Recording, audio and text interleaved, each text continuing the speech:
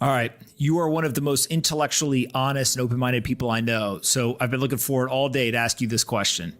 I want you to flip around on the table and argue against your bull position. What is the bear case for Bitcoin, and what would have to happen for you to change your mind and sell all your Bitcoin? Firstly, and obviously, price action. And that's not, Raoul gets scared as the meme, don't scare Raoul. We can't, Raoul. It's like if there is a structural change in the pattern. Here's something I've been thinking about that I don't think anybody's thinking through, right? Come all in, institutional investors, right? We want you in. Okay, but then we've got a problem, is we're going to have to start dealing with month-end rebalances, quarter-end rebalances, where they become massive sellers. If Bitcoin goes up 100% in a month, which we've seen many times in the past, they end up selling 50% of their Bitcoin. Okay, that's suddenly a massive supply change to the market. So maybe the structure of the market changes in a way that doesn't have the risk reward that we're all expecting, because we're all a bit backward looking. I look at my price projections from a number of different angles, but maybe the structure of bringing institutions in changes it entirely, in which case the volatility gets massively dampened, the price spikes get dampened, and in which case you don't really outperform, let's say, emerging markets. That's a possibility that's out there that people aren't thinking through. The more liquid a market, the less the volatility, the less the upside. The upside is so big right now because nobody's in it. I would say that if China nationalized the miners or did something completely outside of our expectations before we can diversify the mining pool. I know people are trying to build it off gas flares in Texas and other stuff, which is great. If something happened there where somebody could control it, which I don't believe can happen, but all sorts of things I don't believe can happen. So there's something there would make me concerned. If I thought about what freaked me out in 2017 and why I got out early, was people started forking the thing. We didn't know whether forks were going to work or not. Were they going to take half the liquidity and ruin the whole thing? I didn't know. So I'm out.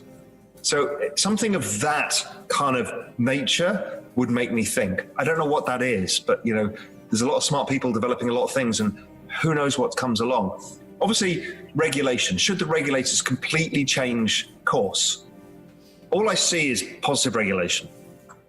But if the IMF stood up and said, we've agreed to move to the central bank digital currencies, and as part of that, every member of this basket has banned all cryptocurrencies, and they come with prison sentences or whatever. Yeah, clearly, I'm going to change my mind. Well, I don't know. Will I change my mind? Not change my mind. It kind of makes a better case for Bitcoin, but I kind of I was going to say there's two arguments there. The price goes down, or actually the price explodes upwards. Yeah, I kind of value my freedom, and I value my freedom. I don't want to go to prison and still be monetarily free. So I don't know.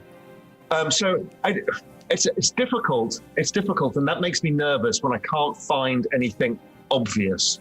But my guess is, with a strong, powerful force like this, whatever will stop it is not obvious. Absolutely. Another question that a lot of people had was, you've got this massive position, right, from a percentage base of your liquid net worth. What are the triggers that you would look to sell? So in a bull case, the price goes up. There's certain events that happen. So one is just like, what would cause you to sell or incentivize you to sell? And then two is, how would you structurally go about that? Is that a single trigger, I'm going to sell my entire position? Or is that I'm going to sell into a bull market? How do you think about it? Basically, the answer is, when I talked about lifestyle tokens, okay? I am actually taking another huge risk, is I built and run a business. And that's been a risky, hardworking enterprise. And I don't take any money out of that business. I draw an extremely small salary.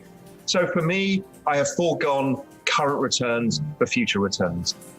So if Bitcoin goes up a lot, I'll take some chips off the table. And so then I can know, okay, fine, anything happens, I'm safe. I always trade from a position of security. And then I just run the rest. Now, yes, I would probably scale out over price objectives and hold a core position over time, because I do think it goes a lot further up over time. And so, can I suffer the downside? Will it be as large? Will it be a 90% downside this time? Highly unlikely. It'll look more like a commodity cycle, so probably 50%, 60%, but it could be, the usual 3 or 4 years. And, I would happily participate in that, and just not worry about it. If I took some chips off the table, everybody's safe, I can do what I want to do, and I don't have to worry.